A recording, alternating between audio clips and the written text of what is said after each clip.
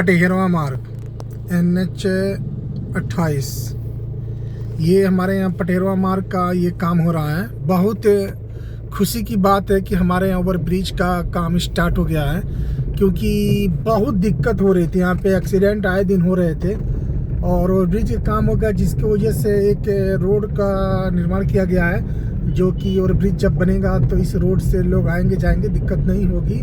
तो देखिए कितना बेहतरीन काम हमारे यहाँ स्टार्ट हो गया है। बहुत खुशी की बात है दोस्तों कि हमारे यहाँ ओवर ब्रिज का काम स्टार्ट हो गया है और नेक्स्ट वीडियो में आप लोगों को ओवर ब्रिज का भी निर्माण हम दिखलाएंगे। फिलहाल के लिए इतना।